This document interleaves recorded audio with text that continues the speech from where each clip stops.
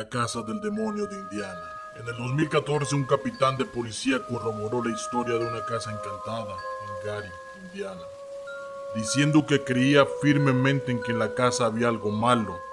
La madre, la Toya Ammons, y la abuela, Rosa Campbell, afirmaron que 3 niños estaban poseídos por entidades malignas que les hacían levitar y caminar por todas las paredes. También se hicieron reclamaciones de huellas misteriosas que aparecían por toda la casa. Y finalmente, una fotografía mostró una gran figura en el interior del porche de la casa. Esta fotografía fue distribuida por el departamento local de policía, asegurando que cuando fue tomada no había nadie en la casa. Posteriormente, fue demostrado que había sido retocada, pero eso no impidió que varias personas, incluyendo el capitán de policía, los sacerdotes y los trabajadores sociales, confirmaran que había demonios vagando por la casa. Un parapsicólogo fue a la vivienda y aseguró que estaba habitada por más de 200 demonios y habían poseído a los 3 niños que vivieron allí. El médico de la familia no estaba convencido de esto. Sin embargo, decía que los niños mostraban un comportamiento delirante, alentado por su madre. A los niños se los llevaron durante un tiempo. Recientemente la familia ha vuelto a reunirse y ahora viven en otra casa. Desde entonces no han informado de ninguna actividad paranormal más. La casa del demonio fue destruida en enero del 2016 para después ser comprada por Zak Bagans, un productor ejecutivo. ¿Y tú dormirías en la casa del demonio? El bosque de los incidentes de Colorado. En la semana entre Navidad y Año Nuevo de 1980, James Peniston fue testigo de algo extraño en el bosque de Colorado. Peniston, un alto funcionario de seguridad a cargo de la RAF Goodrich, era el jefe de policía que dirigía una investigación sobre un accidente aéreo en el bosque. Lo que encontraron no fue nada parecido a un avión convencional. En cambio, se vieron frente a una nave que descansaba sobre 3 patas. La nave era de forma triangular y estaba completamente intacta. Lo que sucedió después, según lo cuentan estos hombres, era paranormal.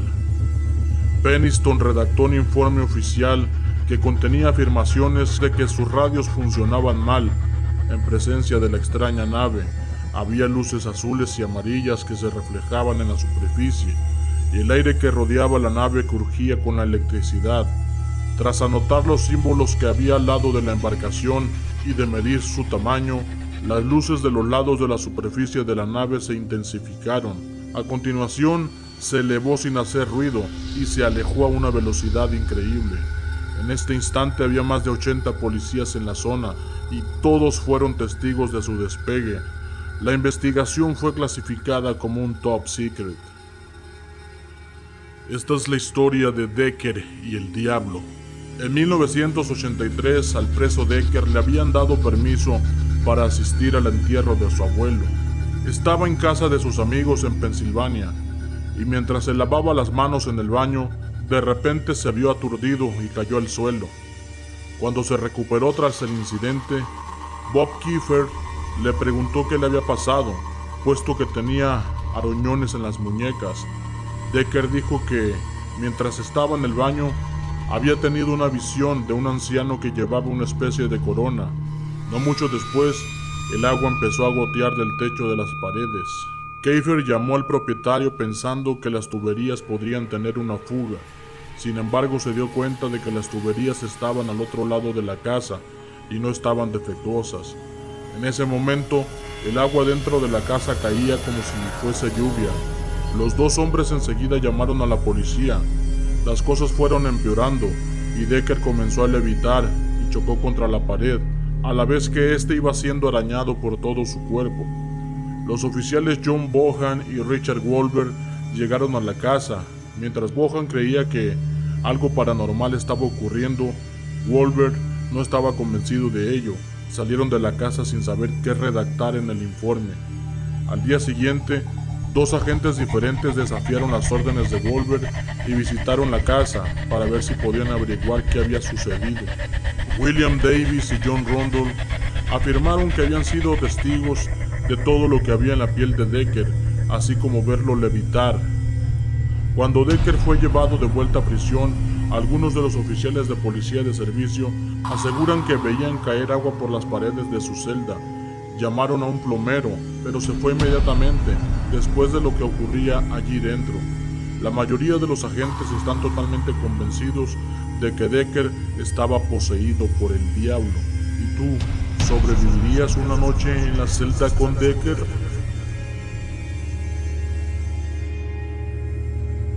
Esta es la historia de la voz misteriosa. En el 2015, Jennifer Johnson, una chica de 25 años, conducía hacia su casa con su hija de 18 meses, Lily, cuando su coche chocó contra una barrera de cemento y cayó al río. Un pescador descubrió los restos del coche en el agua 14 horas más tarde e inmediatamente alertó a la policía. El oficial Tyler fue uno de los primeros en llegar a la escena y cuando vio un brazo por la ventanilla del automóvil sumergido, él y 3 de sus colegas se lanzaron inmediatamente a ver si podían encontrar sobrevivientes. En esta situación, los 4 hombres escucharon la voz de una mujer llamándolos. Motivados por la oportunidad de poder salvar una vida, los hombres se esforzaron para llegar al coche y cuando llegaron, descubrieron que llevaba muerta un buen rato.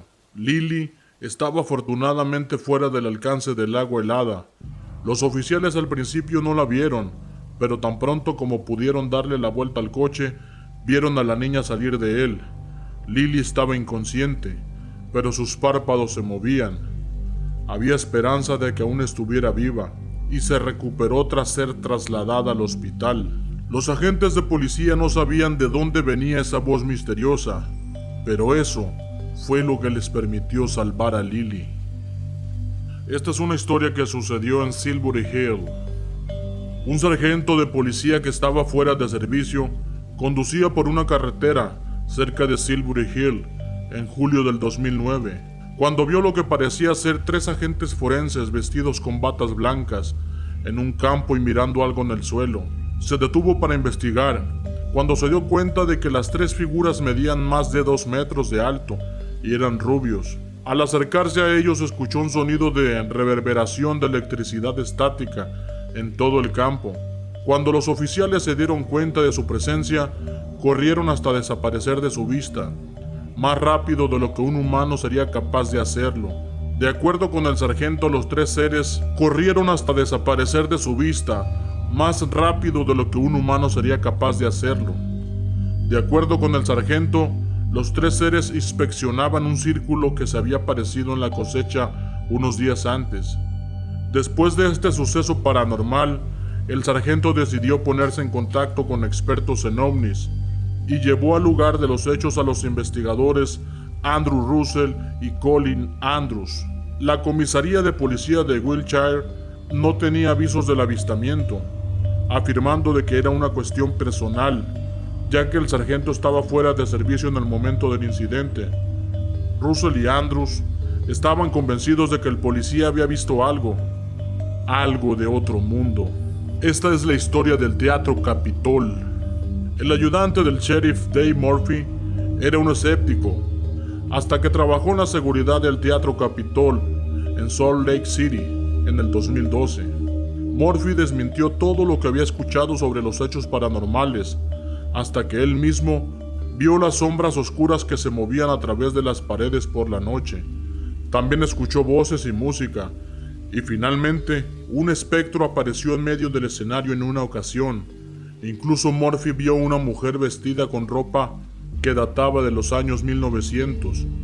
Afirmó haberla visto pasar por delante de él en la sala de control donde trabajaba.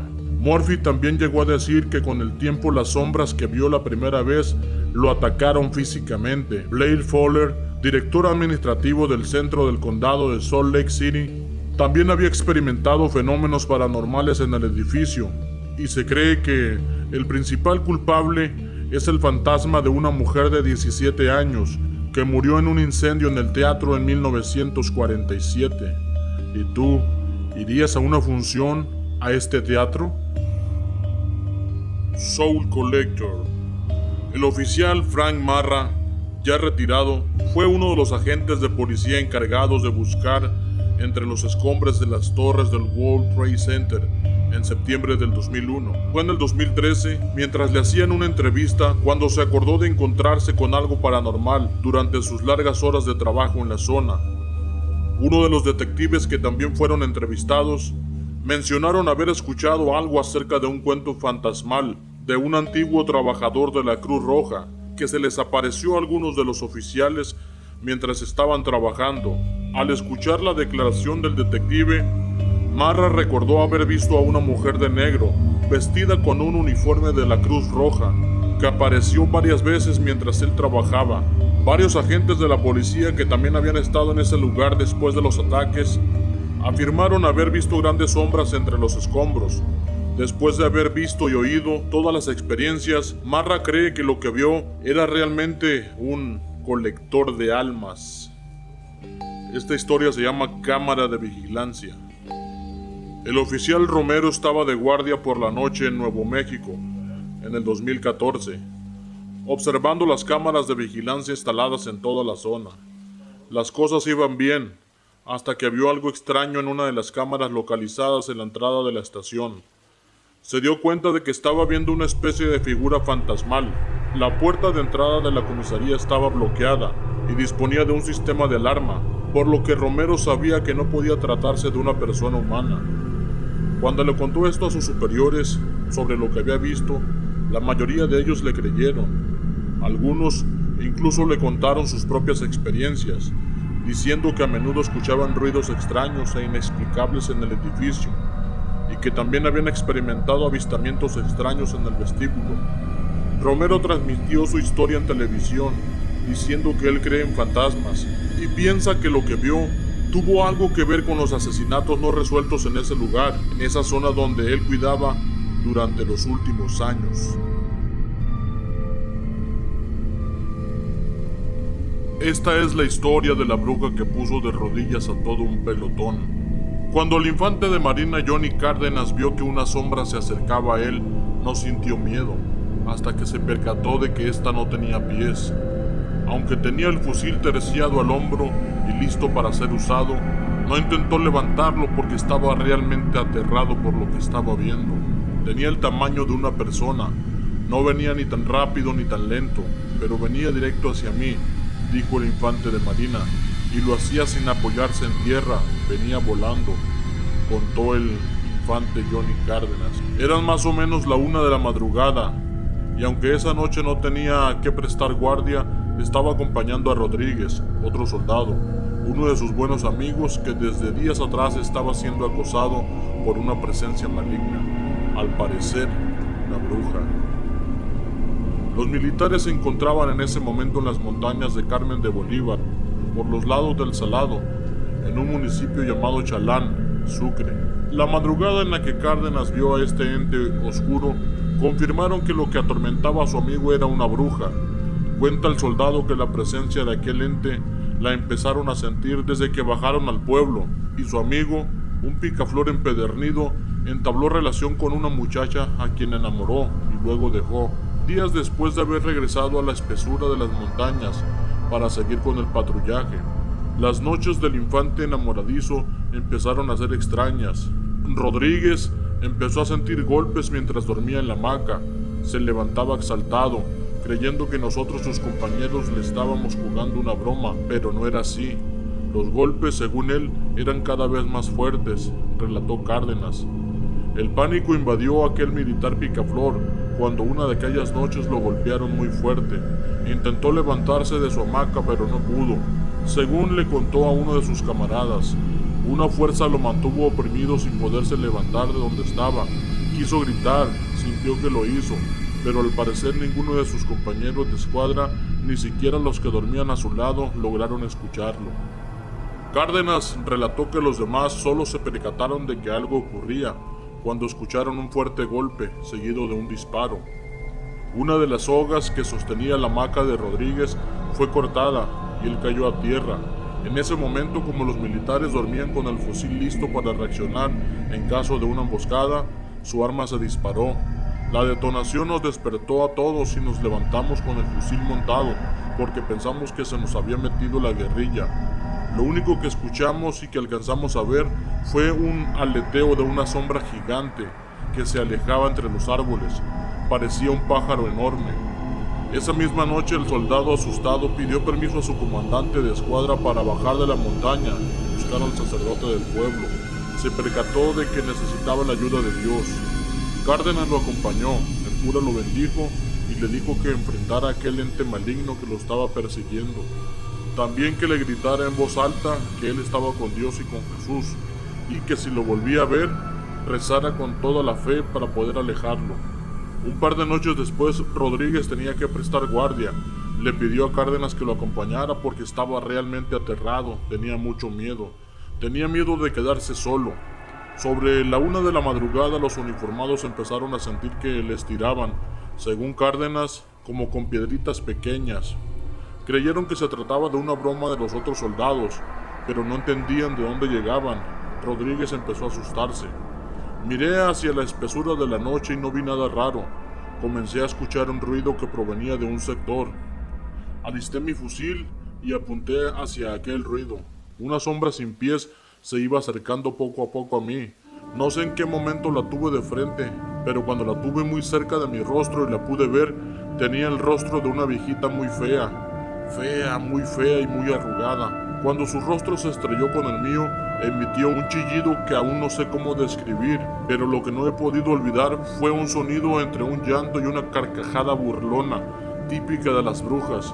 Quedé inmóvil. La bruja se trepó al árbol y yo caí de espaldas, contó Cárdenas, quien lleva más de 7 años en la Armada Nacional. Rodríguez no la vio, la sintió pero no la vio. Cuando intentó alzar a su amigo, lo único que éste le dijo fue: «Está en el árbol». Esta frase la repitió un par de veces antes de que se le entendiera a qué se refería. El soldado empezó a rezar tal como lo dijo el sacerdote del pueblo. Tomó fuerzas e invocando a Dios, increpó a la bruja.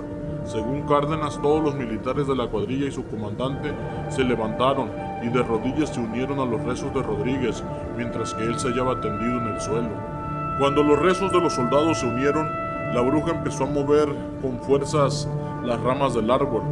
Empezó a saltar de copa en copa hasta que desapareció y la noche recobró sus ruidos naturales. Fue la última vez que la bruja atormentó a Rodríguez.